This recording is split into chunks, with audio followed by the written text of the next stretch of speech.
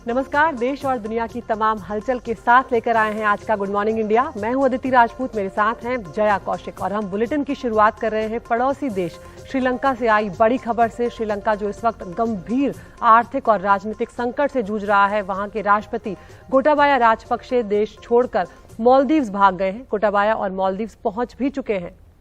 इससे पहले श्रीलंका के राष्ट्रपति गोटाबाया ने संसद के स्पीकर को आज अपने इस्तीफे के देने के बारे में जानकारी दी थी, लेकिन इस्तीफा देने से पहले ही वो श्रीलंका छोड़कर मालदीव भाग गए हैं। और ये भी खबर है कि वो माले पहुंच चुके हैं, मालदीव की राजधानी। गोटाबाया ने अपने इस्तीफे को लेकर कुछ शर्तें भी यहां पर रखी थी अदिति। बिल्कुल, और इस बीच श्रीलंका के प्रधानमंत्री समेत 5 मंत्री जो हैं वो अपना इस्तीफा पहले ही दे चुके हैं। श्रीलंका लगातार एक गहरे आर्थिक संकट से गुजर रहा है। लोग वहां पे बेहद परेशान हैं और नाराज प्रदर्शनकारी जो हैं वो लगातार राष्ट्रपति भवन और प्रधानमंत्री आवास जो है उस पर कब्जा जमाए बैठे हैं। श्रीलंका सेना प्रमुख ने लोगों से शांति बनाए रखने की अपील की है। हालांकि प्रदर्शन स्थल पर सेना के पहुंचने की खबर को उन्होंने गलत करार दिया है। वहीं प्रदर्शनकारियों का कहना है कि जब तक राष्ट्रपति और प्रधानमंत्री का आधिकारिक इस्तीफा नहीं हो जाता और सरकार पूरी तरह से हट नहीं जाती, वो राष्ट्रपति भवन खाली नहीं करेंगे। और कादम्बनी शर्मा हमारी वरिष्ठ सहयोगी फोन लाइन पर ज्यादा अपडेट के साथ जुड़ रही हैं। कादम्बनी, आज इस्तीफे का आधिकारिक रूप से बताया जा रहा था कि राष्ट्रपति यहां पर आधिकारिक रूप से इस्तीफा देंगे। उससे पहले ये खबर आई है कि सूत्र बता रहे हैं वो मालदीव्स पहुंच गए हैं। आपके पास क्या खबर? एक काफी दशकों तक राजपक्षे परिवार यहां पर रहा है। बिल्कुल, एनडीटीवी को जो खबर मिली है उसके मुताबिक मिलिट्री प्लेन से गोटाबाया राजपक्षे जो हैं वो निकल चुके हैं। मालदीव्स वो पहुंच भी चुके हैं। मालदीव्स वो सुबह करीब 3 बजे वहां के वक्त के मुताबिक, यानी भारत के वक्त के मुताबिक करीब 2:30 बजे रात में वहां पर पहुंचे हैं। आपको बता दूं कि जब से जो प्रदर्शनकारी हैं उनके आवास पर जब उन्होंने हमला किया था उस वक्त ही भाग निकले थे और तब से वो बाहर निकलने की कोशिश कर रहे थे, लेकिन संभव नहीं हो पाया था। इस तरह की भी खबरें आई कि पहले उन्होंने एक नेवी शिप से निकलने की कोशिश की, वहां पर जब संभव नहीं हो पाया तो वो एयरपोर्ट की तरफ गए, लेकिन वहां पर भी जो लोग हैं उनके कारण वो उसके साथ में लगते एयरफोर्स की जो बिल्डिंग है वहां पर मौजूद रहे और वहां पर इंतजार करते रहे कि कब तक उन्हें बाहर निकलने का मौका मिलेगा। राष्ट्रपति जो है वहां पर डिफेंस को कमांड करते हैं और जो खबरें आई हैं उसके मुताबिक जब उन्होंने एक मिलिट्री प्लेन मांगा बाहर निकलने के लिए तो अधिकारियों का कहना है कि वो मना नहीं कर पाए। तो अब वो वहां से निकल चुके हैं और जैसा आपने भी हमारे दर्शकों को बताया कि उन्होंने पहले ही ऐलान कर दिया था कि 13 तारीख को वो इस्तीफा देंगे, लेकिन ये भी खबरें आई थी कि उन्होंने ये साफ किया था कि अगर वो सुरक्षित निकल नहीं पाए तो वो इस्तीफा नहीं देंगे। ये बात भी कही गई थी। उसके अलावा उनके जो भाई हैं बासिल राजपक्षे जो वित्त मंत्री रहे थे वो भी निकल चुके हैं, ऐसी खबरें आई हैं। पहले उनको निकलने का मौका नहीं मिला था, वो दुबई जाने की कोशिश कर रहे थे, लेकिन वहां पर विरोध के कारण, एयरपोर्ट पर विरोध के कारण वो भी निकल नहीं पाए। तो लेकिन अब ये खबर आ रही है कि वो वहां से निकल चुके हैं। तो राजपक्षे परिवार जो है वहां पर से निकल चुका है। और आपको ये भी बता दूं कि माले शायद उनका एक स्टॉप होगा। वहां से किसी तीसरे देश निकलने के पहले कयास ये लगाए जा रहे हैं कि या तो ये दुबई जाएंगे या फिर अमेरिका जाएंगे। आपको याद होगा कि खुद गोटाबाया राजपक्षे भी अमेरिकन सिटीजन थे। 2019 में चुनाव लड़ने के लिए उनको सिटीजनशिप छोड़ना पड़ा था क्योंकि वहां के नियम के मुताबिक डुअल सिटीजन जो है वो चुनाव नहीं लड़ सकता है। लेकिन अभी भी उनकी पत्नी जो है वो अमेरिकन सिटीजन है, जो बासिल राजपक्षे हैं वो अमेरिकन सिटीजन है। तो ये लोग कोशिश जहाँ है वो बाहर निकलने की वहां से करेंगे, लेकिन अभी ये तय है कि वहां से निकल चुके हैं।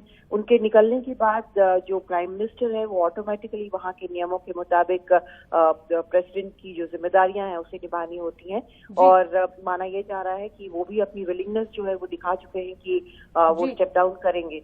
तो अब 3 दिन के अंदर बाकी प्रक्रिया जो है वो शुरू हो सकती है वहां पर नई सरकार चुनने की। जी कादम्बनी, बहुत बहुत शुक्रिया इस पूरी जानकारी के लिए आपका। तो आपने बताया किस तरह से यहाँ पर जो राष्ट्रपति है आधिकारिक रूप से आज उनको इस्तीफा देना था, उससे पहले ही किस तरह से वो अपनी पत्नी और साथ ही 2 सिक्योरिटी के साथ अभी मालदीव पहुंच गए हैं। और यहाँ पर कादम्बनी ये भी बता रही थी अदिति कि माले जो राजधानी है वहां पर हो सकता है एक स्टॉपेज के तौर पर उन्होंने अभी वो वहां पहुंचे हैं। आगे उनका सफर जो है वो दुबई या अमेरिका की तरफ हो सकता है। बिल्कुल।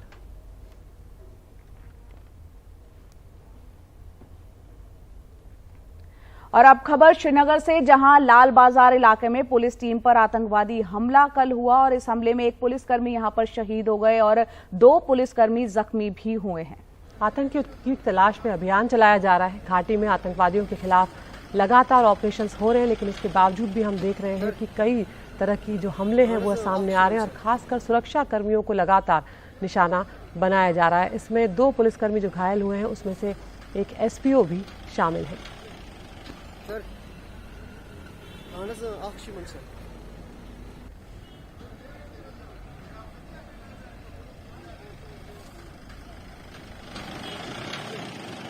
श्रीनगर के लाल बाजार एरिया में आज एक आतंकी हमला हुआ है, जिसमें एक पुलिस वाला जिसका नाम assistant sub inspector Mushtaq Ahmad है वो शहीद हो गए हैं। बाकी के जो 2 पुलिस वाले हैं फयाज अहमद और अबू बकर वो जख्मी हैं। उनका इलाज एक अस्पताल में चल रहा है। बताया जाता है ये जो इलाका है लाल बाजार का एरिया जो है वो डाउनटाउन में पड़ता है। ये शिया डोमिनेटेड एरिया है। यहाँ पर आतंकी अचानक से आए और उन्होंने गोलीबारी शुरू कर दी, जिसके चलते ये जो police assistant sub inspector Mushtaq Ahmad जो है उनकी वहां पर हत्या हो गई, वो शहीद हो गए।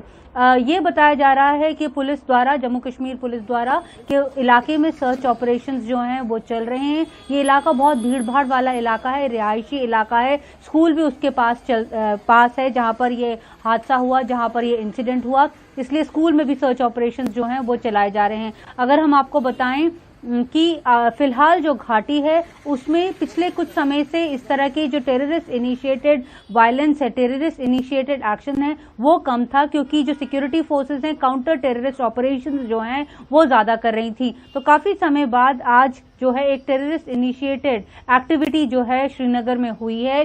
जहां तक तंजीमों का सवाल बात करें तो अभी तक किसी तंजीम ने इसकी जिम्मेवारी नहीं ली है, लेकिन आंकड़ों के हिसाब से हम बता सकते हैं कि घाटी में लश्कर तैयबा और जो टीआरएफ है वो बहुत सक्रिय है, उसके बाद जैश और उसके बाद हिजबुल मुजाहिदीन। फिलहाल इस साल घाटी में 125 आतंकी मारे गए हैं, जिसमें से 34 जो थे वो फॉरेन टेररिस्ट थे और जो बाकी के थे वो लोकल टेररिस्ट थे। अभी भी घाटी में 141 टेररिस्ट जो हैं वो सक्रिय हैं, जिनमें से 59 जो हैं वो फॉरेन टेररिस्ट हैं और बाकी के जो हैं वो लोकल्स हैं। तो यानी जो फॉरेन टेररिस्ट हैं उनकी तादाद घाटी में जो ऑपरेट कर रहे हैं उनकी ज्यादा है। सबसे ज्यादा सक्रिय जो है वो पुलिस द्वारा कहा जा रहा है कि लश्कर तैयबा है, लेकिन फिलहाल इस हादसे के बारे में किसी ने अभी तक जिम्मेवारी नहीं ली है। नई दिल्ली से नीता शर्मा, NDTV इंडिया के लिए। और उधर लगातार कांवड़ यात्रा को लेकर भी खबरें आ रही हैं कि उस पर भी आतंकी खतरे की छाया जो है वो मंडरा रही है। कल यानी 14 जुलाई से 26 जुलाई तक कांवड़ यात्रा शुरू हो रही है और इस बार यात्रा पर आतंकी हमले की खतरे को देखते हुए कई तैयारियां की गई हैं। जया, बिल्कुल, और ये भी बताया जा रहा है जो आतंकी है वो कांवड़ियों की वेशभूषा में हमला कर सकते हैं। यही कारण है कि जो दिल्ली पुलिस है उसने खास तैयारियां भी की हैं और सुरक्षा के चाक चौबंद इंतजाम किए गए हैं। 14 जुलाई से 26 जुलाई तक चलने वाली कांवड़ यात्रा पर आतंकी हमले का अलर्ट है। सुरक्षा एजेंसियों को शक है कि आतंकी कांवड़ियों की वेशभूषा में हमला कर सकते हैं। एंटी टेरर मेजर्स लिए जा रहे हैं, सब तरह की चौकसी रखी जा रही है, स्ट्रॉन्ग विजिल, और इसमें सर्वेंट वेरिफिकेशन, टेनेंट वेरिफिकेशन जैसी ड्राइव चलाई जा रही है। और खासतौर से लोगों को ये कहा गया है कि किसी भी तरह के बाहरी व्यक्ति को नोटिस करने पर तुरंत इन्फॉर्म करें। 2019 के बाद पहली बार कांवड़ यात्रा हो रही है, जो पूर्वी दिल्ली, उत्तर पूर्वी दिल्ली और शाहदरा से होकर गुजरेगी। पुलिस पहली बार एक ऐप के जरिए कांवड़ियों का रजिस्ट्रेशन करवा रही है। दिल्ली में कांवड़ियों के कुल 338 कैंप होंगे। सुरक्षा के लिहाज से कंट्रोल रूम होगा, मचान लगेंगे, किवाटी तैनात होगी और CCTV कैमरे लगेंगे। पुलिस संयोजकों और पड़ोसी राज्यों की पुलिस से लगातार मीटिंग कर रही है। उत्तर पूर्वी दिल्ली और शाहदरा में दंगों के बाद ये पहली कांवड़ यात्रा होगी, इसीलिए मिक्स आबादी वाले इलाकों में ज्यादा निगरानी होगी। कैंप्स के बैरिकेडिंग, लाइटिंग, फायर सेफ्टी और उनके एक रजिस्टर्स मेंटेन हो, जहां पर जितने भी कांवड़ियाज हैं एटलीस्ट उनका एंट्री एग्जिट हमारे भी नोटिस और परव्यू में रहे। हमारा मेनली जो ये मेन GT रोड है इसमें काफ़ी ट्रैफिक होंगे इसलिए हमारा मेन जो कंसर्न है safety and security of the जो कांवड़ी जो डिवोटीज़ है, इसके लिए हम काफ़ी एंटी टेरर मेजर भी हम लगा रखा है। हर कैंप में मचान होंगे, मोर्चा होंगे। कांवड़ यात्रा के दौरान 300 पुलिसकर्मी ट्रैफिक संभालेंगे। मेजर जो मैन पावर डिप्लॉयमेंट है ये इट इज़ DCSP से लेके और कांस्टेबल तक ये हम लोगों ने 300 के आसपास लोग लगाए हैं, जो कि लगातार 3 शिफ्ट में होंगे और तीनों शिफ्ट में वो लोग जो है अपनी ड्यूटी करेंगे। तो इट विल बी 24/7। वहीं दिल्ली से सटे गाजियाबाद में यात्रा रूट पर ड्रोन से निगरानी की जा रही है। यूपी के मुख्यमंत्री ने कहा कि कांवड़ यात्रा रूट पर मीट की दुकान न हो। कहीं भी कांवड़ यात्रियों का और मुहर्रम के जुलूस आपस में टकराने की नौबत न आने पाए, इसके लिए पहले से रूट तैयार कर लेना। मीट मछली कांवड़ यात्रा की रूट पर न हो, अच्छा होगा। अनावश्यक उसके कारण उत्तेजना पैदा हो सकती है, या उस रूट पर कोई ऐसा कार्य न होने पाए, क्योंकि कभी कभी लोग शरारतन कर देते हैं कि उस रूट पर ही किसी प्रतिबंधित पशु को मार करके फेंक देते हैं, जिससे वे लोग उत्तेजित हो सकें। दिल्ली पुलिस ने अपील की है कि सभी श्रद्धालु अपना आधार कार्ड लेकर चलें।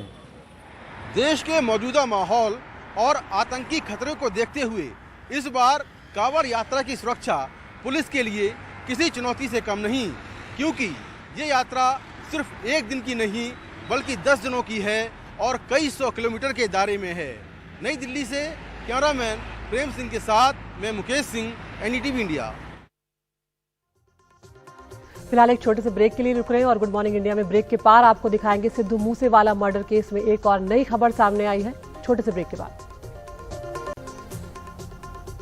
सिद्धू मूसेवाला हत्या केस से जुड़ी नई खबर आ रही है, जिसमें सूत्रों के हवाले से इस वक्त ये खबर है कि गैंगस्टर लॉरेंस बिश्नोई का फर्जी पासपोर्ट बनाने वाला वो गिरफ्तार हो चुका है। लॉरेंस के भाई अनमोल बिश्नोई पर का जो फर्जी पासपोर्ट उसने बनवाया था और दक्षिणी दिल्ली पुलिस ने 4 आरोपियों को इस संबंध में गिरफ्तार किया है। सिद्धू मूसेवाला केस में बिश्नोई पर ही साजिश का आरोप हम सब जानते हैं कि लगा हुआ है कि उसने जेल में बैठकर ही साजिश रची थी और कई लोग थे इस हत्याकांड को जिन्होंने अंजाम दिया था। और अब बताया जा रहा है कि यहाँ पर जो फर्जी पासपोर्ट बनाने का जिसके ऊपर आरोप है उसे गिरफ्तार कर लिया गया है। और हमने लगातार देखा है इस पूरे केस में अदिति किस तरह से जो साजिश रची गई, या तो वो विदेश में बैठकर रची गई या फिर जेल में जो बंद थे उन लोगों के द्वारा रची गई थी। मुकेश हमारे साथ जुड़ गए। बिल्कुल मुकेश, जिसने फर्जी पासपोर्ट बनाया कहां से उसकी गिरफ्तारी हुई है और क्या जानकारी उसके बारे में मिल रही है? देखिए, अभी 2 दिन पहले हमने रिपोर्ट किया था कि जो सचिन बिश्नोई है जिसने सिद्धू मूसेवाला की हत्या की जिम्मेदारी ली थी और ये कहा था कि उसने अपने हाथों से सिद्धू मूसेवाला को मारा है। दरअसल वो सिद्धू मूसेवाला की हत्या के पहले ही करीब 1 महीने पहले 30 अप्रैल को एक फेक पासपोर्ट पर दुबई भाग गया था। जांच में ये बात सामने आई कि जो उसका फेक पासपोर्ट बना था वो दक्षिणी दिल्ली के संगम विहार इलाके के एक पते पर बना था और फेक पासपोर्ट में उसका नाम तिलक राज टुटरेजा लिखा हुआ था। 21 अप्रैल को वो देश छोड़ के भाग गया था। यहाँ पर पूरी प्लानिंग करने के बाद मर्डर की और वहाँ विदेश में भी वो लगातार प्लानिंग कर रहा था। इसी मामले की जांच पुलिस कर रही थी आखिर दिल्ली से फेक पासपोर्ट कैसे बना है। तो इस मामले में दक्षिण दिल्ली पुलिस ने 4 लोग गिरफ्तार किए हैं और इन पर आरोप यही है कि इन लोगों ने ही सचिन बिश्नोई का फेक पासपोर्ट बनवाया था और उसी फेक पासपोर्ट पर सचिन बिश्नोई दुबई गया था। इसके अलावा जो गैंगस्टर लॉरेंस बिश्नोई का भाई अनमोल है उसका भी फेक पासपोर्ट बनवाने में इसी गैंग का हाथ है। अनमोल बिश्नोई फिलहाल यूरोप में कहीं पर है। ये सभी लोग सिद्धू मूसेवाला की हत्या में शामिल हैं और जो मैन जो कॉन्स्पिरेटर हैं वो यही लोग हैं, गोल्डी बरार, सचिन बिश्नोई, अनमोल बिश्नोई और लॉरेंस बिश्नोई। ये 4 लोग जो हैं ये मैन कॉन्स्पिरेटर हैं। इनमें 2 लोग सचिन बिश्नोई और अनमोल बिश्नोई ये फेक पासपोर्ट पर देश से बाहर चले गए थे। तो इनके फेक पासपोर्ट बनाने वाले 4 लोग दक्षिण दिल्ली पुलिस ने गिरफ्तार किए हैं और करीब 1:30 बजे जो दक्षिण दिल्ली के DCP हैं वो इस मामले पर और जानकारी देंगे। जी बहुत बहुत शुक्रिया मुकेश इस पूरी जानकारी के लिए। तो 1:30 बजे आज जो प्रेस कॉन्फ्रेंस होगी उसमें और तफसील से जानकारी आएगी। तो गैंगस्टर लॉरेंस बिश्नोई का जो फर्जी पासपोर्ट जिसने बनाया था उस शख्स को गिरफ्तार कर लिया गया है।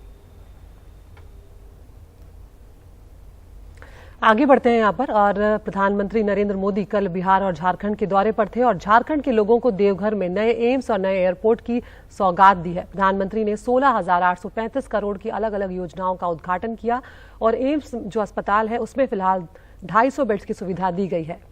और इस मौके पर लोगों को उन्होंने संबोधित भी किया। प्रधानमंत्री मोदी ने वैद्यनाथ धाम को स्वच्छ बनाए रखने के लिए सभी को संकल्प लेने की अपील की, लेकिन बीजेपी कार्यकर्ताओं के बीच प्रधानमंत्री मोदी ने विपक्ष पर हमला बोला और कहा कि जो विपक्ष के लोग मुफ्त में कुछ देने का वादा करते हैं वो देश में नए एयरपोर्ट, अस्पताल या हाईवे नहीं बना सकते। प्रधानमंत्री नरेंद्र मोदी ने देवघर पहुंचने के साथ शिलान्यासों और उद्घाटनों की झड़ी लगा दी। इस मौके पर मुख्यमंत्री हेमंत सोरेन ने उन्हें फिर याद दिलाया कि झारखंड संपदा के मामले में अमीर है लेकिन लोग गरीब हैं। ये राज्य जहां का तहां खड़ा दिखा है वो अब हिलता और चलता हुआ दिखाई दे रहा है। झारखंड वैसे पिछड़े राज्यों में गिनती में तो आता है, लेकिन मौजूदा गतिविधि, केंद्र और राज्य सरकार के जो सहयोग वो आज आपके सामने है। प्रधानमंत्री मोदी ने बाबा वैद्यनाथ मंदिर में पूजा अर्चना की और पार्टी कार्यकर्ताओं को संबोधित करते हुए मुफ्त में दी जाने वाली किसी योजना या वादे से बचकर रहने की अपील की। ये चुनौती है शॉर्टकट की राजनीति की। बहुत आसान होता है लोग लुभावन वायदे करके शॉर्टकट अपनाकर लोगों से वोट बटोर लेना। शॉर्टकट अपनाने वालों को ना मेहनत करनी पड़ती है और ना ही उन्हें दूरगामी परिणामों के बारे में सोचना पड़ता है। लेकिन ये बहुत बड़ी सच्चाई है कि जिस देश की राजनीति शॉर्टकट पर आधारित हो जाती है उसका एक ना एक दिन शॉर्ट सर्किट भी हो ही जाता है। हालांकि अपने भाषण में उन्होंने राष्ट्रपति पद की उम्मीदवार द्रौपदी मुर्मू के बारे में कुछ चर्चा नहीं की और न हेमंत सरकार पर खुलकर हमला बोला, जिससे साफ है कि राष्ट्रपति चुनाव में झारखंड मुक्ति मोर्चा का समर्थन तय है। कैमरामैन हबीब अली के साथ मनीष कुमार, एनडीटीवी इंडिया के लिए। होता है और क्या। और अब यहाँ पर बात करते हैं उद्धव ठाकरे की और महाराष्ट्र में चल रही राजनीति की। आखिरकार उद्धव ठाकरे पर सांसदों का दबाव काम आ गया और शिवसेना द्रौपदी मुर्मू का समर्थन करेगी। अब राष्ट्रपति चुनाव में शिवसेना एनडीए के साथ है। उद्धव ठाकरे ने 16 सांसदों की अपील पर यह फैसला लिया है। उद्धव ठाकरे बोले कि जो सियासत चल रही है उस हिसाब से तो मुझे विरोध करना चाहिए, लेकिन मैं इतने छोटे मन का नहीं हूं।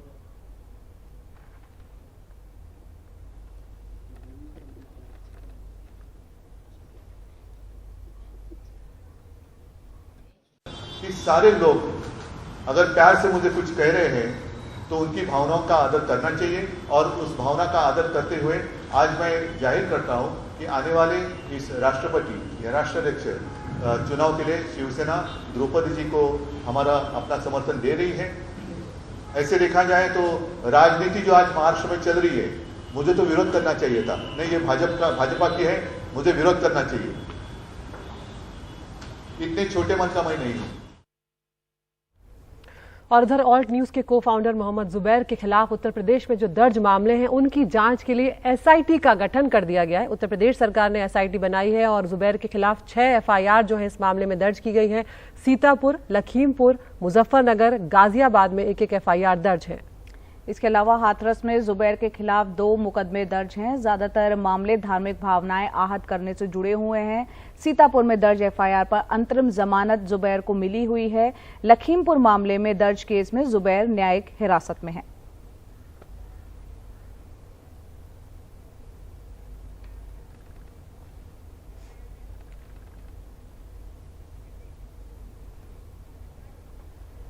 और अब बात करते हैं एनसीपी सांसद के खिलाफ हुई एफआईआर की। लक्षद्वीप से एनसीपी के सांसद हैं मोहम्मद फैजल, उनके खिलाफ मुकदमा दर्ज हुआ है। उनके परिसरों पर छापेमारी हुई है। मोहम्मद फैजल के खिलाफ सीबीआई ने ये एफआईआर दर्ज की।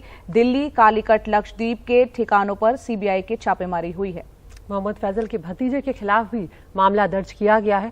श्रीलंका स्थित कंपनी जो है उसका भी सीबीआई की एफआईआर में नाम लिखा गया है। फिश एक्सपोर्ट में पेमेंट न आने का ये मामला है और लक्षद्वीप की जो सहकारी संस्था है उसको नुकसान पहुंचाने का आरोप जो एनसीपी के सांसद हैं इनके ऊपर लगा है, जिस मामले में अब उनके कई जो स्थित उनके जो घर हैं, उनके जो परिसर हैं, उनमें छापेमारी चल रही है।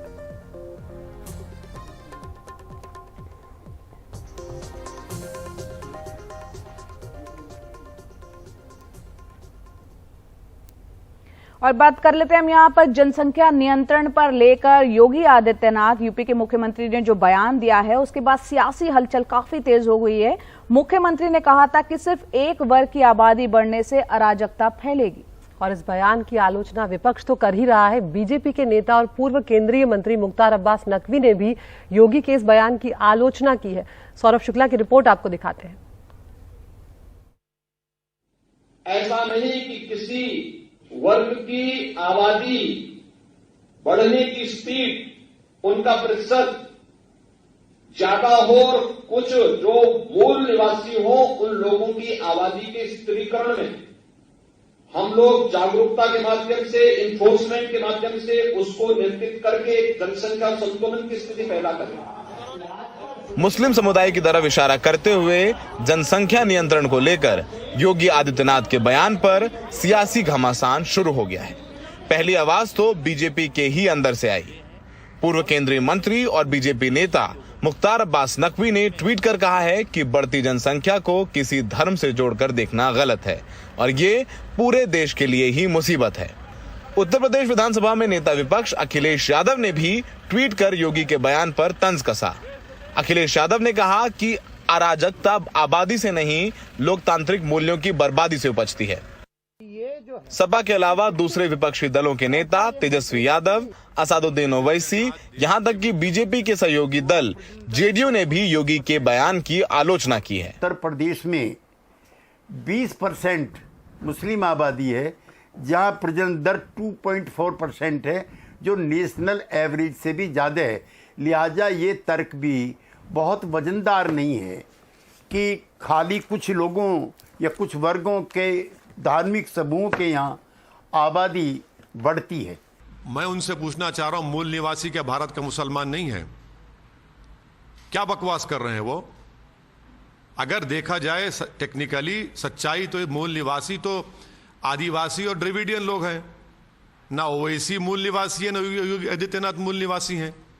क्या बोल रहे हैं मूल निवासी? भाजपा के केंद्र के मंत्री हेल्थ के राज्यसभा में अप्रैल 2, 2022 को यह कह दिया है। क्या कहा है? कि भारत में कोई जबरन कानून की जरूरत नहीं है। क्यों डर पैदा कर रहे हैं मुसलमानों के पॉपुलेशन के बारे में आप? 1992 में किए गए पहले राष्ट्रीय परिवार स्वास्थ्य सर्वे में मुस्लिम जन्म दर 4.41 थी, जबकि हिंदू जन्म दर 3.3, यानी दोनों के बीच 1 पॉइंट का बड़ा अंतर था। वहीं 2022 में यह अंतर घटकर आधे से भी कम पॉइंट का रह गया है। संयुक्त राष्ट्र के मुताबिक भारत जनसंख्या के मामले में 2023 में चीन को भी पीछे छोड़ देगा। सरकारी आंकड़े बताते हैं कि साल दर साल हिंदू और मुसलमान दोनों की प्रजनन दर कम होती जा रही है। इसका मतलब यह है कि जैसे शिक्षा का स्तर बढ़ा है, लोग शिक्षित हो रहे हैं, वैसे ही प्रजनन दर कम हो रही है। यानी जो जनसंख्या बढ़ने की बात है उसका धर्म से लेना देना है या नहीं है, लेकिन इसका लेने देना शिक्षा से जरूर है। सहयोगी राकेश कुमार के साथ दिल्ली से सौरभ शुक्ला, एनडीटीवी इंडिया।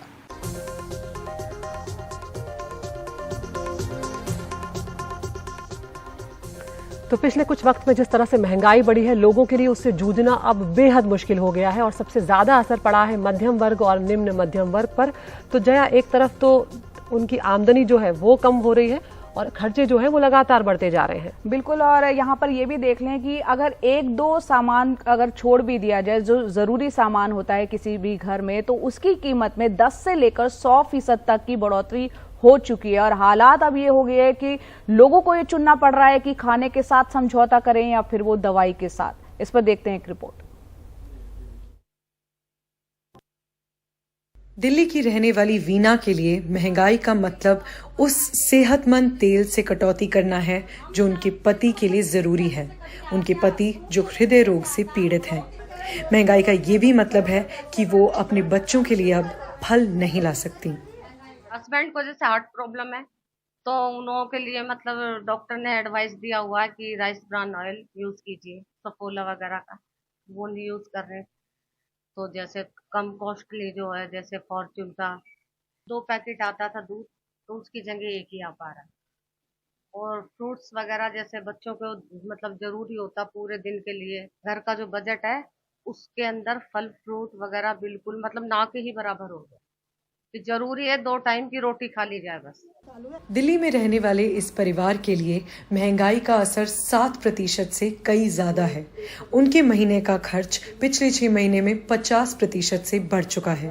तो ये 10,000 जैसे लगा के चलते थे नॉर्मली, तो वो 10 से 12, 13 ऐसे कब कितना हो गया 15, फिर अब ये 17 तक जाके मतलब पूरा लगता है। तो पूरे ही मतलब चीजों में और तो और मतलब जैसे दवाइयां तक नहीं खरीद पा रहा बंदा।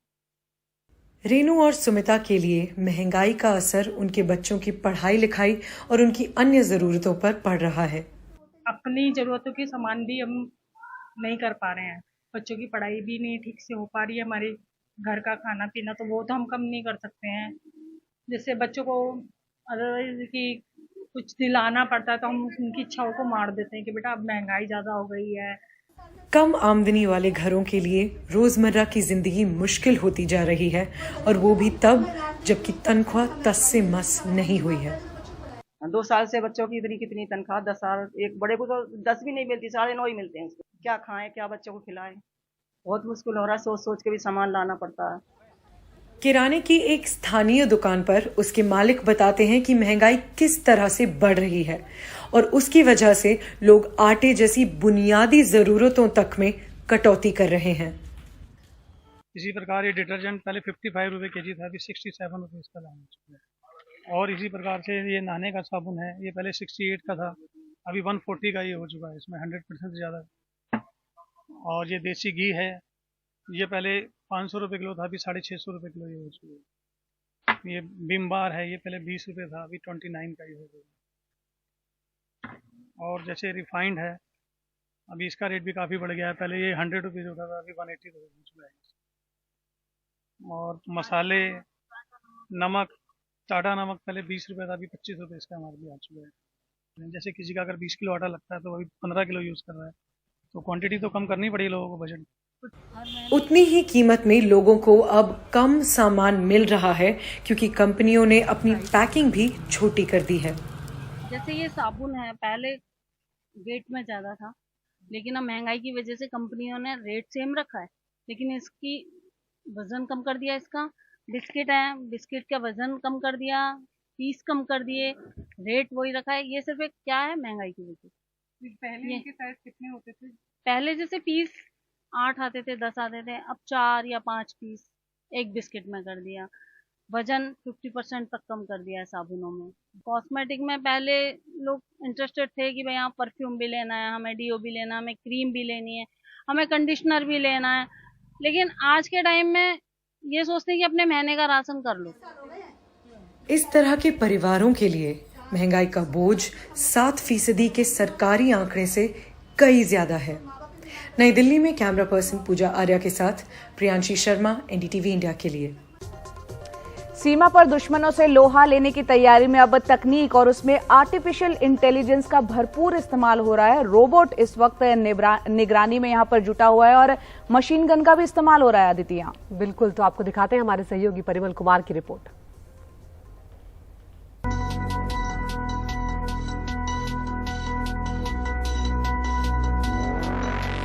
लाइन ऑफ कंट्रोल पर पेट्रोलिंग करता रोबोट, नाम दिया गया है साइलेंट सन3। रात दिन, धूप बरसात, किसी भी मौसम में मुस्तैद, बस 6 घंटे बाद चार्जिंग की जरूरत। ये चौकस इतना कि बॉर्डर पर 1 से 2 किलोमीटर की दूरी पर किसी अनजान चेहरे को देखकर अलर्ट कर देता है। और ये आर्टिफिशियल इंटेलिजेंस की खासियत से लैस ऑटोमेटिक वेपन सिस्टम, जिसका 300 मीटर तक का निशाना अचूक है। इसका नाम रेल माउंटेड रोबोट है। ये जो रेल है किसी भी काइंड ऑफ फेंस या वॉल या पेरीमीटर के ऊपर लगाई जा सकती है और ये रोबोट विदाउट मच मॉडिफिकेशन या इंफ्रास्ट्रक्चर सेटअप के सस्ते में एक रोबोट पेट्रोलिंग कर सकता है कंटिन्यूस 6 घंटे तक। जब इसका बैटरी लो हो जाता है, इसके अंदर हमने एक सेंसर प्रोवाइड किया है जो इसको ऑटोमेटिकली बैटरी लो होने पे सिग्नल देगा और ये रोबोट डॉकिंग स्टेशन पे जाके हाफ एन आवर के लिए चार्ज होगा। हाफ एन आवर जब ये आधे घंटे के लिए चार्ज हो रहा है, ये रोबोट फिर चार्ज होने के बाद वापस अपनी लोकेशन में आके पेट्रोलिंग करने लग जाएगा। बंदूक गोली का जवाब तो था, पर बोली चकमा दे जाती थी। अब इस उपकरण के जरिए मैंड्रिन बोली बोलने वाले चीनी सैनिक भारतीय सेना के जवानों को चकमा नहीं दे पाएंगे, क्योंकि ये उपकरण मैंड्रिन का तुरंत अंग्रेजी अनुवाद कर सकता है। आर्टिफिशियल इंटेलिजेंस के आधार पर तैयार करीब 600 ग्राम वजन वाले इस डिवाइस की क्षमता 10 फुट तक की है। हमने शायद दुनिया की पहली ऐसी डिवाइस बनाई है जो बिना इंटरनेट के मैंड्रिन को इंग्लिश में अनुवाद कर सके। ये डिवाइस अपने सोल्जर्स के लिए बहुत उपयोगी है और ये आर्मी डिज़ाइन ब्यूरो और इंडियन आर्मी के पोर्शन में इसको डेवलप किया गया है। एक वर्जन अपना बॉर्डर पे होके यूज होके फीडबैक के साथ वापस आया है और हमारा अनुमान है कि अगले 6 या 9 महीने में इसका क्षमता और बढ़ा के एक पूरा प्रोडक्ट जो कॉम्पैक्ट है वो अपनी आर्मी को डिलीवर किया जाएगा। सरहद संवेदनशील है और उसकी अपनी मुश्किलें भी। मुंह में राम बगल में छुरी जैसे हालात तो नहीं, ये महज भाव से नहीं भाषा के जरिए समझना भी जरूरी है। आने वाले वक्त में इस उपकरण की क्षमता 50 फुट तक करने की है और अनुवाद हिंदी में हो जाए, तैयारी इसकी भी है। देश की हिफाजत के लिए तकनीक का सहारा, बदलते वक्त में दुश्मनों से लोहा लेने के लिए बदलती रणनीति, ये जरूरी भी है और इसकी जरूरत भी है। नई दिल्ली में परमन कुमार के साथ राजीव रंजन, एनडीटीवी इंडिया।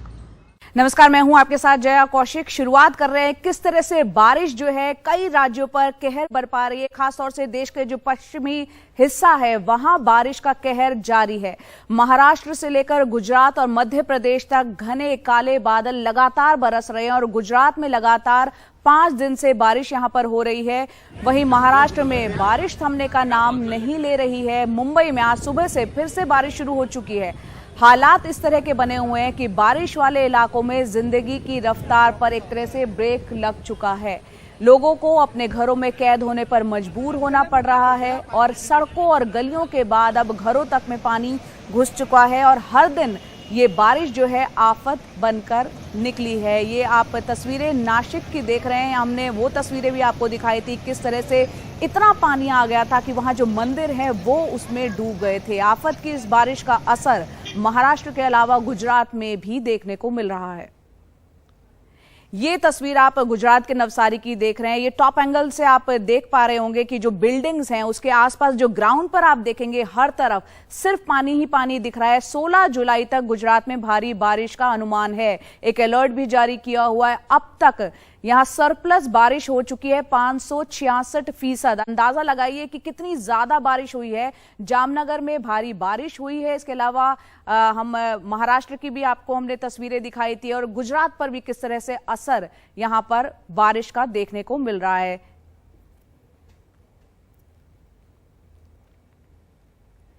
तो अलग अलग तस्वीरें हम दिखा रहे हैं कि गुजरात की ये तस्वीरें हैं।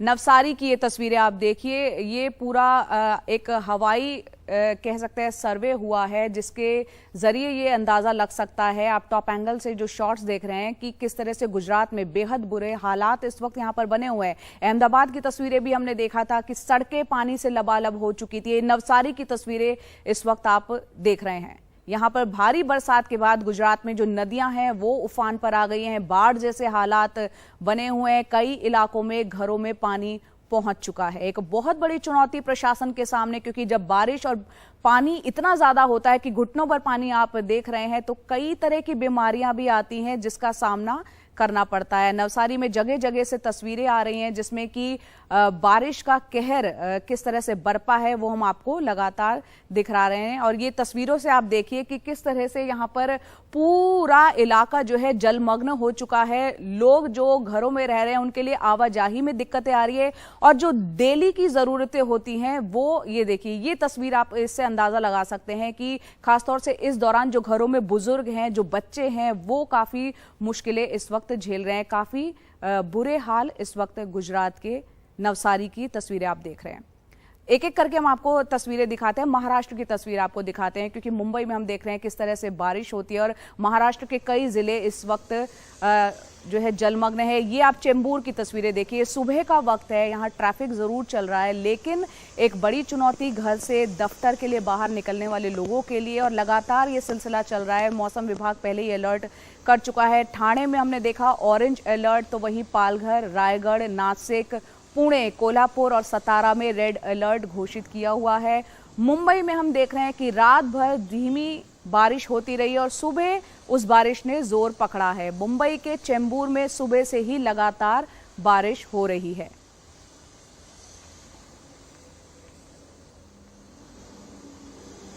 और बेहद चुनौतीपूर्ण काम होता है ऐसी स्थिति में दफ्तर के लिए निकलना, और खासतौर से हमारे सहयोगी लगातार फील्ड से रिपोर्ट भी कर रहे हैं। सुनील सिंह से हम जुड़ेंगे कुछ देर में, जो कि अंधेरी में ही मौजूद है, वहां सबवे के पास मौजूद हैं। सुनील, आप वहां पर मौजूद हैं, जरा तस्वीरों के जरिए वहां का हाल बयां करें और कौन कौन से वो इलाके हैं जो सबसे ज्यादा प्रभावित हैं।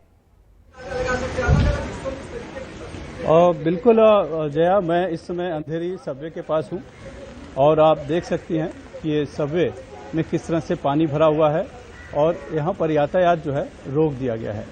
लोगों को बताने के लिए, समझाने के लिए जो सुरक्षाकर्मी अंदर गए हुए हैं, और इस तरफ ही हम देखें तो इस देखिए बैरिकेड लगा दी गई है, पुलिस ने बैरिकेड लगा दिया है ताकि कोई भी इसमें जा नहीं, क्योंकि किसी तरह का कोई हादसा न हो पाए। बारिश अब भी हो रही है और पानी की जो रफ्तार है वो मैं आपको दिखाऊं तो ये देखिए पानी किस तेजी से बह रहा है और ये नाले से होता हुआ समंदर की तरफ बढ़ रहा है। लेकिन जो दिक्कत है कि अभी तो हाई टाइड का वक्त नहीं है, लेकिन हाई टाइड 11:30 बजे के आसपास है और जो है 4.5 मीटर से ऊंची लहरें उठेगी। तब स्थिति क्या होगी आप कल्पना कर सकती हैं अगर इसी तरह से बारिश होती रही तो। लोकल ट्रेन अभी तो चल रही हैं, ये पश्चिम रेलवे दिखाई पड़ रही है आपको, लोकल ट्रेन ये फिलहाल अभी चलती हुई यहाँ पर दिखाई पड़ रही है। जैसा कि आपने कहा कि सबसे बड़ी चुनौती इस समय होती है लोगों की कि दफ्तरों में कैसे पहुंचेंगे अपने दफ्तर में, तो ये इस चुनौतियों से फिलहाल मुंबईकर जो है इस समय सामना कर रहे हैं। देखिए ट्रेनें हैं, धीमी गति से चल रही हैं लेकिन अभी तक बहुत ज्यादा देरी नहीं हुई है और पानी कहीं नहीं भर पाया है, इसीलिए चल रही हैं। और ये सबसे बड़ी राहत की बात होती है कि लोकल ट्रेनें अगर चलती रहें तो मुंबई की लाइफलाइन चूंकि कही जाती है तो उनकी जीवन मुंबईकरों का चलता रहता है। लेकिन मुसीबत की बारिश है। एक वसई से खबर आ रही है जो मुंबई से सटा पालघर जिला है वहां से, कि वहां वरई फाटा के पास एक लैंडस्लाइड हुई है, कुछ लोग जख्मी हुई है, लेकिन पूरी जानकारी अभी तक नहीं मिल पाई है। थोड़ी देर के बाद मैं आपको शायद पूरी जानकारी दे पाऊंगा। वैसे देखा जाए तो मुंबई के लो लाइन कुछ खास ऐसे सबवे छोड़ दें तो बाकी जनजीवन सामान्य है। अभी बाकी जगह यहाँ पर आप सामान्य बता रहे हैं और यहाँ 11:30 बजे के आसपास हाई टाइड की बात आपने कही है। और सुनील, हम तस्वीरों में देख रहे हैं, आपने दिखाया कि वहाँ सबवे अंधेरी में क्या हाल है। सुनील, यहाँ एक बहुत बड़ी चुनौती ना सिर्फ लोगों के लिए दफ्तर जाने की रहती है, हम देखते हैं कई बार जब इस तरह का कहर एक तरीके से मुंबई में और आसपास के इलाकों में देखने को मिलता है, बरसात का मैनहोल जो है वो खुले हुए होते हैं, कई इमारतें जर्जर होती हैं, उनके लिए खतरा होता है। कई तरह की हम देखते हैं पानी जमा होता है, बीमारियां उससे निपटना होता है, उसके लिए प्रशासन की तरफ से क्या कुछ तैयारियां हैं? देखिए जितने भी आपने आपदाएं या बीमारियां गिनाई वो सभी हर बारिश में होती है और हर बारिश में प्रशासन का यही दावा होता है कि वो सभी कुछ व्यवस्था चुस्त दुरुस्त कर रहे हैं, लेकिन हादसे होते हैं, लोगों की मौतें होती हैं। मुंबई में अब तक लैंडस्लाइड और एक बिल्डिंग गिरने की मकान गिरने की बात हम पकड़ लें तो लगभग 30 के करीब लोगों की जान अकेले मुंबई में जा चुकी है। अभी ये जुलाई का ही महीना चल रहा है, 13 जुलाई है आज। तो स्वाभाविक तौर पर इस तरह के हादसे होते रहते हैं। मुंबई में जर्जर इमारतें बहुत हैं, लोग नोटिस के बावजूद उन्हें खाली नहीं करते हैं, अपनी जान खतरे में मोल लेकर उसमें रहने को मजबूर होते हैं, क्योंकि बाकी अगर किराए के मकान में रहना चाहें या दूसरे मकान में रहना चाहें तो वो जा नहीं पाते हैं, उनकी उतनी आर्थिक हालात नहीं होते हैं। और दूसरे बीएमसी या प्रशासन को जिस तरह से उनके लिए वैकल्पिक व्यवस्था करनी चाहिए वो वैकल्पिक व्यवस्था नहीं करते हैं, इसलिए लोगों को जाने इस तरह के हादसों में चली जाती हैं।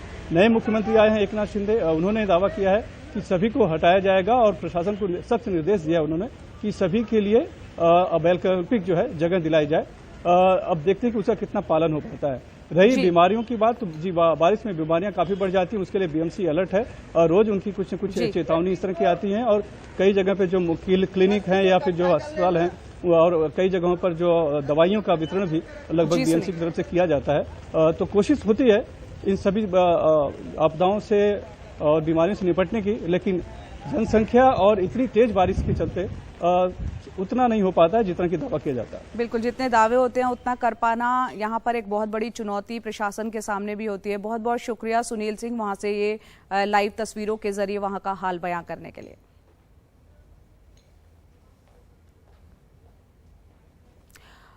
और महाराष्ट्र नहीं, गुजरात की भी अगर हम बात करें तो यहाँ पर 566% सरप्लस बारिश अब तक हो चुकी है। अहमदाबाद में मूसलाधार बारिश के कारण सड़कें जो हैं वो जलमग्न हो गई हैं, जगह जगह जल जमाव हो गया है, लोगों को काफी परेशानियां झेलनी पड़ रही हैं। ये तस्वीरें आपको हम दिखा रहे हैं गुजरात की।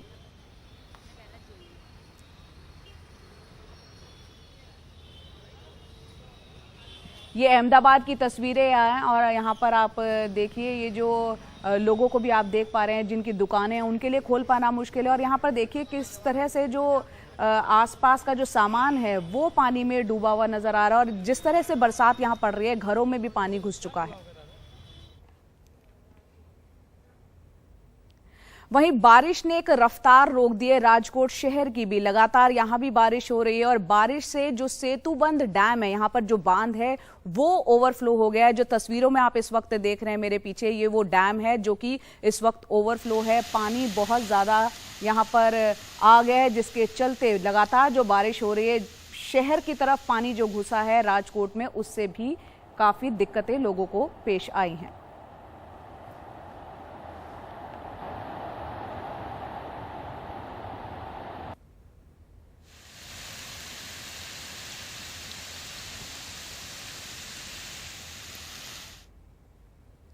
तो एक तरफ हमने आपको तस्वीरें दिखाई महाराष्ट्र की, गुजरात की, किस तरह से पानी लगातार बरस रहा है। उससे ठीक उलट यूपी का हाल है जहां कम बारिश के चलते सूखे जैसे हालात यहां पर पैदा हो रहे हैं। ये कुदरत का कहर आप देखेंगे किस तरह से वहां बरप रहा है और यहां उत्तर प्रदेश की तस्वीर बिल्कुल उससे जुदा है। उत्तर प्रदेश के 75 में से 70 जिलों में औसत से कम बारिश के चलते खरीफ की जो फसल है उस पर संकट मंडरा रहा है। बारिश न होने से कैसे किसान परेशान है, इस पर देखते हैं हमारे सहयोगी रवीश रंजन शुक्ला की ये ग्राउंड रिपोर्ट। छोटा सा मंदिर बनाएंगे, राम के गुण गाएंगे, ताता सा पानी साबुन की टिकिया। दिल्ली से महज 60 किलोमीटर दूर मेरठ रोड का मिलक गांव धान की फसल के लिए मशहूर है, लेकिन आसमान में काले बादल होने के बावजूद इन खेतों में धान की रोपाई ट्यूबवेल की वजह से हो पा रही है। इसी गांव में हमें अमित मिले जो इस तरह के पाइप के जरिए अपने 20 बीघे खेत में पानी पहुंचा रहे हैं, लेकिन हर तीसरे दिन धान की फसल को पानी देना होता है, लिहाजा इनकी लागत 10,000 रुपए से ज्यादा बढ़ गई है। आज भी हल्की सी छीटा मुट्टी हुई है, बारिश कुछ खास हुई नहीं है यहाँ पे, क्योंकि अगर बारिश हो जाती तो इन खेतों में पानी नजर आते। ये ट्यूबवेल से पानी दिया जाता है इन्हें, जैसे ये ट्यूबवेल है। अच्छा, ये इसके थ्रू इन सब खेतों में पानी जाता है। अच्छा, इन अब क्योंकि बारिश हुई नहीं तो सबके लिए अब लाइट की भी दिक्कत रहती है। लाइट दिन में 4 घंटे 5 घंटे जैसे भी है आती है, तो अब सबको पानी चाहिए खेतों को। अब किस किस खेत में पानी कराएं, अगर बारिश नहीं होगी तो फिर ये फसल में तो नुकसान होगा ही जी। अब हम आपको लेकर चलते हैं उत्तर प्रदेश के बुंदेलखंड की तरफ। ये सकरार बांध की नहरें हैं जो बारिश के मौसम में पूरी तरह सूखी हुई हैं। यहाँ की खेती बारिश या इस तरह की नहरों पर आधारित है, लिहाजा सैकड़ों एकड़ खेत सूखे पड़े हैं। यहाँ खरीफ की फसल के तौर पर तिल, मूंग की खेती होती है, लेकिन अब सूखे जैसे हालात पैदा हो रहे हैं। मौसम लेट होने से पानी की बहुत अधिक समस्या है। यहाँ सिंचाई के ऐसे प्रबंध नहीं है जो सरकार ने किया कि जो किसान पानी लगा के बो सके। लाइट भी नहीं दे रहे, जहाँ कोई अपने निजी ट्यूबवेल लगवाए भी है तो लाइट भी नहीं आ रही टाइम से, और मौसम लेट होने से बारिश नहीं हुई है, तो 20 बीघा जमीन है तो वो भी सूखी पड़ी हुई है। ये बुंदेलखंड का जनपद झांसी है, जहां पर खरीफ फसल की बुआई का समय है। मानसून की बेरुखी से, बारिश न होने से यहाँ खरीफ फसल की बुआई में बहुत देरी हो रही है। विद्युत विभाग की तानाशाही से हो रही है घोषित कटौती से भी बड़ी किसानों को समस्या खड़ी हो गई है। अगर कोई किसान चाहे अपने ट्यूबवेल से पानी की व्यवस्था कर ले तो वो भी संभव नहीं है। बारिश न होने से उत्तर प्रदेश में 70 जिलों में सूखे जैसे हालात हैं। खुद मौसम विभाग के बीते एक महीने के आंकड़ों को देखें तो पता चलता है कि उत्तर प्रदेश के 48 जिलों में बहुत कम बारिश और 28 जिलों में कम बारिश हुई है, जबकि पूरे उत्तर प्रदेश में 57% कम बारिश, झारखंड में 46% और बिहार में 27% कम बारिश हुई है। तो दिल्ली, पंजाब, हरियाणा, चंडीगढ़ ये नॉर्मल है, लेकिन आपका जो पश्चिम उत्तर प्रदेश है, पूर्व उत्तर प्रदेश है, वहाँ डेफिशिएंसी ज्यादा है। और उसके अलावा डेफिशिएंसी कहाँ पे? और आपको जैसे मैंने बताया कि झारखंड है, वेस्ट बंगाल है, बिहार है, यहाँ डेफिशिएंट है। उत्तर प्रदेश के मानसून पर बीते 30 साल के डाटा का आकलन करने वाली संस्था council on energy, environment and water का आकलन है कि ग्लोबल वार्मिंग के चलते उत्तर प्रदेश में करीब 25% बारिश पहले ही कम हो चुकी है। ऐसे में किसानों के सामने आने वाले दिनों में खासी बड़ी चुनौती रहेगी। पिछले 30 सालों में अगर इंडियन मेट्रोलॉजिकल डिपार्टमेंट की डेटा को हम एनालाइज करें तो हमें यह पता चलता है कि 30 सालों में उत्तर प्रदेश में बाढ़ की सिचुएशन जो है वो कभी नहीं देखा गया है, बहुत ज्यादा। रादर जो बारिश है वो लगभग 30% कम हो चुकी है। और इस बार अगर 2022 की मॉनसून की बात करें, अभी तक जितनी बारिश हुई है उत्तर प्रदेश में ऑलमोस्ट 50% डिक्लाइन ट्रेंड देखने को मिल रही है। ये दर्शाता है कि जलवायु परिवर्तन जो है, frequency and intensity of dry days जिसे कहते हैं या फिर सूखा दिन, उसको बढ़ाने वाला है। गेहूं, धान और गन्ने की सबसे ज्यादा पैदावार करने वाले उत्तर प्रदेश में सूखे जैसे हालात खाद्य श्रृंखला के लिए अच्छे संकेत नहीं हैं।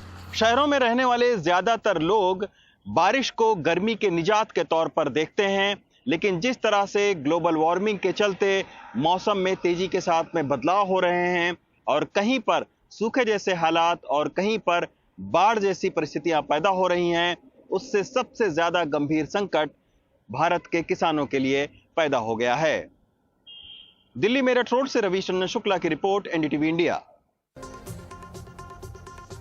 और अब बात करते हैं पड़ोसी मुल्क श्रीलंका की, जहां पर आज 13 जुलाई है और आज राष्ट्रपति गोटाबाया को इस्तीफा देना है। लेकिन उससे पहले एक बड़ी खबर ये आ रही है कि राष्ट्रपति गोटाबाया देश छोड़कर मालदीव्स भाग गए हैं। गोटाबाया अब मालदीव्स पहुंच भी चुके हैं, लेकिन ये भी कहा जा रहा है कि हो सकता है कि वो वहां कुछ देर के लिए ठहर कर वापस लौटे, हो सकता है इस्तीफा दे। लेकिन कई तरह की अटकलें उन्हें लेकर चल रही हैं कि वो दूसरे देशों में भी भाग सकते हैं। गोटाबाया ने संसद के स्पीकर को अपना इस्तीफा देने के बारे में आज जानकारी दी थी, लेकिन इस्तीफे से पहले ही जिस तरह से जया वो निकले हैं, कई तरह की अटकलें लगाई जा रही हैं। बिल्कुल, कुछ देर पहले हमने बात की थी हमारी सहयोगी कादम्बनी शर्मा से, वो बता रही थी कि एक स्टॉपेज के तौर पर माले हो सकता है वो दुबई चले जाए, अमेरिका चले जाए।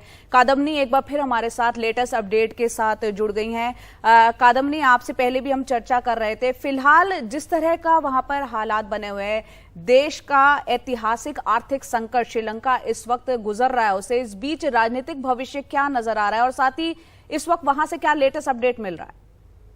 देखिए जया, सबसे पहले तो ये बता दूं कि वहां पर जो भारत का हाई कमीशन है उसने साफ तौर पर कहा है कि भारत का इस बात से कोई लेना देना नहीं है या भारत ने कोई मदद नहीं की है गोटाबाया राजपक्षे की वहां से निकलने में, क्योंकि इस तरह की अफवाहें चल रही थी कि भारत ने मदद की थी, लेकिन भारत ने बिल्कुल साफ कर दिया है कि ऐसा कुछ भी नहीं हुआ है। क्योंकि पहले इस तरह की भी खबरें आई थी कि वो भारत आ सकते हैं, लेकिन सूत्रों के हवाले से पता चला था कि ऐसा नहीं हो रहा है। और अब ये वहाँ के अधिकारियों ने बिल्कुल साफ कर दिया है कि वो ऑब्लिगेटेड फील कर रहे थे, उनको लगा कि ये उनकी जिम्मेदारी है क्योंकि उनके कमांडर होते हैं प्रेसिडेंट, तो उन्होंने कहा कि उनको एक मिलिट्री जेट देना पड़ा, जिसके कारण जिससे वो मालदीव्स पहुंचे। करीब जब से शुरू हुआ था ये प्रदर्शन तब से कोशिश कर रहे थे गोटाबाया राजपक्षे भागने की, और उसके बाद हमने देखा था कि किस तरह से लगातार अफवाह वहां पर चल रही थी, कभी कुछ, लेकिन उसके बाद आज ये बिल्कुल साफ हो गया है, चाहे वो वहाँ के प्रधानमंत्री का दफ्तर हो या फिर वहाँ के डिफेंस का दफ्तर हो, उन्होंने बिल्कुल साफ कर दिया है कि मालदीव्स चले गए हैं यहाँ पर गोटाबाया राजपक्षे, और भारत के हाई कमीशन ने साफ किया है कि उसका इससे कोई लेना देना नहीं है, ना उसने कोई मदद की है। दूसरी तरफ उसके निकल जाने के बाद अब सवाल उठता है कि स्थिति क्या है। तो वहाँ के जो कानून है उसके मुताबिक ऑटोमेटिकली सारी जिम्मेदारी जो है वो रनिल विक्रमसिंघे यानी कि जो प्रधानमंत्री हैं उनके ऊपर आती है, सारे जो अधिकार हैं वो भी उन्हें मिल जाते हैं। लेकिन वहाँ पर जो हालात बने हुए हैं, जो लगातार हम हालात तो देख रहे हैं, ऐसा नहीं है कि अभी मौजूदा पीएम जो है वो बहुत लोकप्रिय हैं, उनके घर को, उनके निजी आवास को आग लगा दी गई थी, आपको याद होगा, वो जलकर खाक हो गया। और वहाँ के प्रदर्शनकारियों का बड़ा साफ तौर पर ये कहना है कि दोनों को ही, चाहे वो प्रधानमंत्री हो या राष्ट्रपति, आधिकारिक तौर पर वो इस्तीफा दें। तो अब इंतजार इस बात का है कि 13 जुलाई की बात की थी गोटाबाया राजपक्षे ने, किस प्रकार से वो इस्तीफा भेजते हैं, क्या वो स्पीकर को भेजेंगे या कहीं और क्या रनिल विक्रमसिंघे जो हैं, जो तैयार हो गए थे इस्तीफा देने के लिए, वो भी तैयार होंगे। एक बात ये भी कही जा रही है कि स्पीकर जो है वो पद संभाल सकते हैं, लेकिन स्पीकर भी क्योंकि राजपक्षे की पार्टी के हैं तो उन्हीं के कैंप के हैं, तो क्या वो भी स्वीकार्य होंगे प्रदर्शनकारियों को, ये लगता नहीं है। लेकिन ये जरूर है कि अब एक तरह से रास्ता साफ होता नजर आ रहा है कि एक अभी सरकार जो है वो वहां पर बन सके, जो सर्वदलीय बैठक के बाद जो निश्चित हुआ था। जया बिल्कुल कादम्बरी, हमने पिछले दिनों ये भी देखा था कि सर्वदलीय बैठकों में पार्टियां जो है, विपक्षी पार्टियां वो नहीं आ रही थी, लेकिन सरकार बनाने को लेकर, नए सरकार गठन को लेकर वो गंभीर नजर आ रही थी। क्या उनकी तरफ से अब कोशिशें तेज हो गई हैं? देखिए, एक मांग की गई थी कि जो अपोजिशन लीडर हैं प्रेमदासा, उनको प्रधानमंत्री बनाया जाए, लेकिन क्या ये संभव होगा, क्या किस तरह से प्रक्रिया चलेगी, ये अभी कहना थोड़ा मुश्किल है, क्योंकि अब अभी जो मुख्य चीज है वो ये है कि रास्ता अब साफ हुआ है, क्योंकि राष्ट्रपति वहां से निकल गए हैं, और इसके बाद जो है वो जिम्मेदारी, जैसा मैंने बताया, कि ऑटोमेटिकली आ जाती है प्रधानमंत्री पर। अब 3 दिन के अंदर एक सरकार बनाने की प्रक्रिया शुरू होगी, बाकी जो दल हैं उनको साथ बैठना होगा, क्योंकि ये अपने आप में बिल्कुल अनप्रेसिडेंटेड एक सिचुएशन है जो कि श्रीलंका में उठ खड़ी हुई है, जहां पर लोग जो हैं, आम लोग, वो चाहे तेल हो, चाहे दवाई हो, चाहे खाना हो, उसके लिए बिल्कुल मोहताज हो गए, और यही वजह है कि गुस्सा एक तरह से फूट पड़ा है। लेकिन ये भी जरूर है अदिति की जो भी नई सरकार आएगी उसके लिए भी एक बहुत बड़ी चुनौती होगी, किस तरह से सब कुछ वापस पटरी पर लाया जाए। बिल्कुल, बहुत मुश्किल होगा आने वाले वक्त में श्रीलंका को अपने पैरों पे खड़ा होने में, और वक्त भी बहुत लगेगा, और सरकारों के लिए बहुत बड़ी चुनौतियां यहाँ पर होंगी। शुक्रिया कादम्बिनी आपका इस तमाम जानकारी के लिए। और अब खबर श्रीनगर से, जहां लाल बाजार इलाके में कल पुलिस टीम पर आतंकवादी हमला किया गया। इस हमले में एक पुलिसकर्मी शहीद हो गए और 2 पुलिसकर्मी जख्मी भी हुए हैं। आतंकियों की तलाश में तलाशी अभियान जो है वो चलाया जा रहा है। घाटी में आतंकवादियों के खिलाफ लगातार ऑपरेशन चल रहे हैं, लेकिन उसके बावजूद हम ये भी देख रहे हैं कि कई आतंकवादियों की गिरफ्तारी भी हुई है, लेकिन आतंकवादी हमले लगातार जारी हैं। और हमने देखा पिछले दिनों किस तरह से शिक्षकों को निशाना बनाया गया, कश्मीरी पंडितों को निशाना गया, सुरक्षा बलों पर लगातार हमले इस तरह से किए जा रहे हैं। और कल एक बार फिर लाल बाजार इलाके में ये घटना पेश आई है।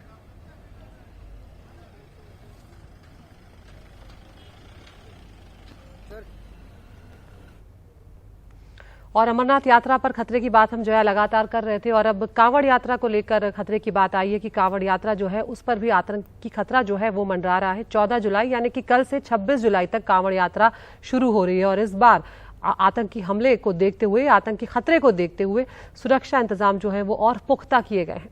क्योंकि इस तरह की खबरें हैं, इस तरह से सूत्रों से खबरें मिल रही हैं कि आतंकी जो है वो कावड़ियों की वेशभूषा में हमला कर सकते हैं। यही वजह है कि दिल्ली पुलिस एक तरह से अलर्ट मोड पर आ चुकी है, खास तैयारियां कर रही है और सुरक्षा के चाक चौबंद इंतजाम किए गए हैं। 14 जुलाई से 26 जुलाई तक चलने वाली कांवड़ यात्रा पर आतंकी हमले का अलर्ट है। सुरक्षा एजेंसियों को शक है कि आतंकी कांवड़ियों की वेशभूषा में हमला कर सकते हैं। एंटी टेरर मेजर्स लिए जा रहे हैं, सब तरह की चौकसी रखी जा रही है, स्ट्रॉन्ग विजिल, और इसमें सर्वेंट वेरिफिकेशन, टेनेंट वेरिफिकेशन जैसी ड्राइव चलाई जा रही है। और ख़ासतौर से लोगों को ये कहा गया है कि किसी भी तरह के बाहरी व्यक्ति को नोटिस करने पर तुरंत इन्फॉर्म करें। 2019 के बाद पहली बार कांवड़ यात्रा हो रही है, जो पूर्वी दिल्ली, उत्तर पूर्वी दिल्ली और शाहदरा से होकर गुजरेगी। पुलिस पहली बार एक ऐप के जरिए कांवड़ियों का रजिस्ट्रेशन करवा रही है। दिल्ली में कांवड़ियों के कुल 338 कैंप होंगे। सुरक्षा के लिहाज से कंट्रोल रूम होगा, मचान लगेंगे, किवाटी तैनात होगी और सीसीटीवी कैमरे लगेंगे। पुलिस संयोजकों और पड़ोसी राज्यों की पुलिस से लगातार मीटिंग कर रही है। उत्तर पूर्वी दिल्ली और शाहदरा में दंगों के बाद ये पहली कांवड़ यात्रा होगी, इसीलिए मिक्स आबादी वाले इलाकों में ज्यादा निगरानी होगी। कैंप्स के बैरिकेडिंग, लाइटिंग, फायर सेफ्टी और उनके एक रजिस्टर्स मेंटेन हो, जहां पर जितने भी कांवड़ियाज हैं एटलीस्ट उनका एंट्री एग्जिट हमारे भी नोटिस और परव्यू में रहे। हमारा मेनली जो ये मेन जीटी रोड है, इसमें काफ़ी ट्रैफिक होंगे, इसलिए हमारा मेन जो कंसर्न है safety and security of the जो कांवड़ी जो डिवोटीज़ है, इसके लिए हम काफ़ी एंटी टेरर मेजर भी हम लगा रखा है। हर कैंप में मचान होंगे, मोर्चा होंगे। कांवड़ यात्रा के दौरान 300 पुलिसकर्मी ट्रैफिक संभालेंगे।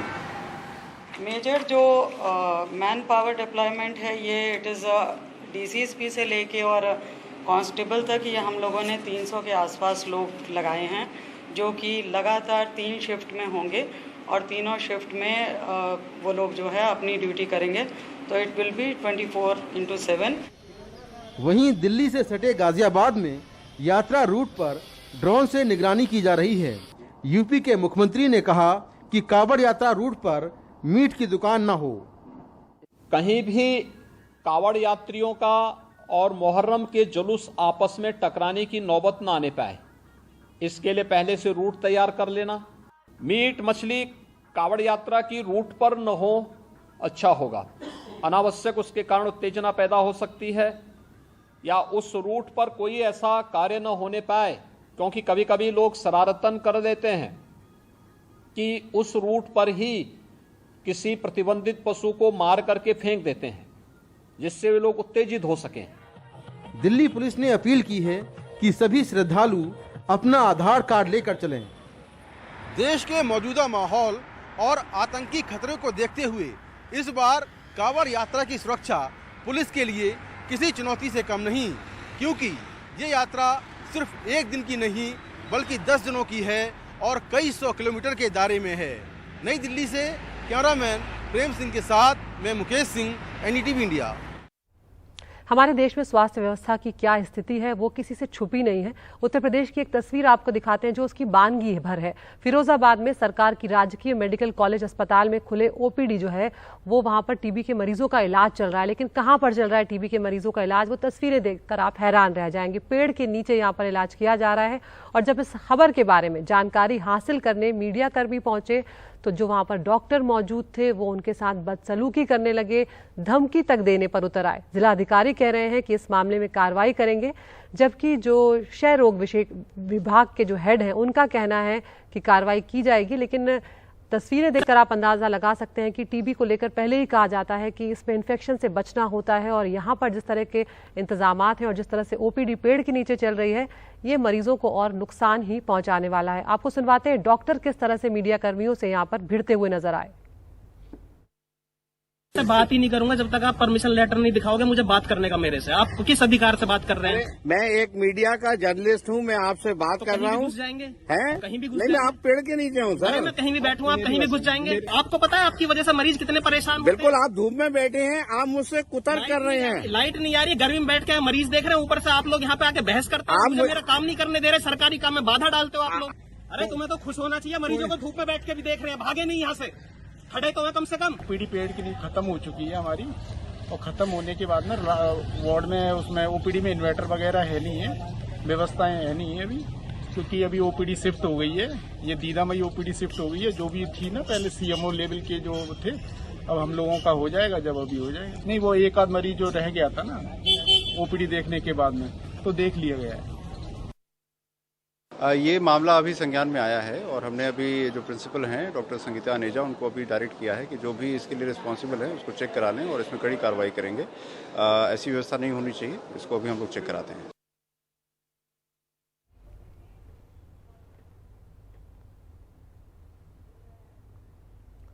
तो यहाँ पर उत्तर प्रदेश सरकार जो है, उत्तर प्रदेश प्रशासन जो है वो यहाँ पर कह रहा है कि अभी जानकारी मिली है, इस मामले में जांच की जाएगी। लेकिन जो HOD थे इस अस्पताल के, उनका कहना था कि ये हमेशा ऐसा नहीं होता है, ये अभी लगाई गई है, किसी कारण से इसे यहाँ पर शिफ्ट किया गया है और मरीजों को कुछ वक्त के लिए ही यहाँ देखा गया। जबकि जो खबर आ रही है वो ये है कि इसी तरह से यहाँ पर इलाज चल रहा है।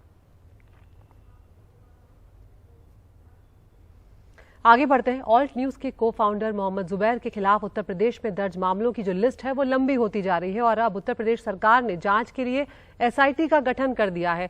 यूपी में जुबैर के खिलाफ 6 FIR दर्ज हो चुकी हैं। सीतापुर, लखीमपुर खीरी, मुजफ्फरनगर, गाजियाबाद में एक FIR दर्ज है।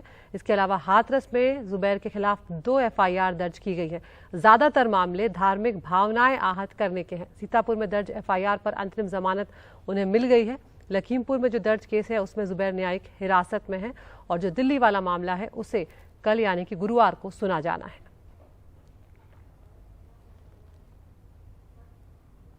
और उधर खबर आई एनसीपी सांसद के खिलाफ FIR की। लक्षद्वीप से एनसीपी के जो सांसद हैं मोहम्मद फैजल, उनके खिलाफ मुकदमा दर्ज हुआ है। उनके ठिकानों पर छापेमारी भी की जा रही है। मोहम्मद फैजल के खिलाफ CBI ने FIR दर्ज की है। दिल्ली, कालीकट, लक्षद्वीप के जो उनके इलाके हैं, उनके जो ठिकाने हैं, वहां पर CBI छापेमारी कर रही है। मोहम्मद फैजल के भतीजे के खिलाफ भी मामला दर्ज किया गया है। श्रीलंका स्थित कंपनी है जिसको लेकर CBI ने, उसके खिलाफ भी FIR में नाम है जो CBI की FIR है। फिश एक्सपोर्ट में पेमेंट न आने का ये मामला है और आरोप ये है कि जो लक्षद्वीप की सहकारी संस्था है उसे मोहम्मद फैजल ने नुकसान पहुंचाया है और उसी के चलते CBI ये कार्रवाई कर रही है। और अब बात उद्धव ठाकरे की करते हैं और महाराष्ट्र में जो राजनीति चल रही है उसकी करते हैं। आखिरकार उद्धव ठाकरे पर सांसदों का जो दबाव है वो काम करता हुआ नजर आया और अब शिवसेना द्रौपदी मुर्मू का समर्थन करेगी। अब राष्ट्रपति चुनाव में शिवसेना NDA के साथ है। उद्धव ठाकरे ने 16 सांसदों की अपील पर यह फैसला लिया है। उद्धव ठाकरे ने कहा कि जो सियासत चल रही है उस हिसाब से तो मुझे विरोध करना चाहिए, लेकिन मैं इतने छोटे मन का नहीं हूं।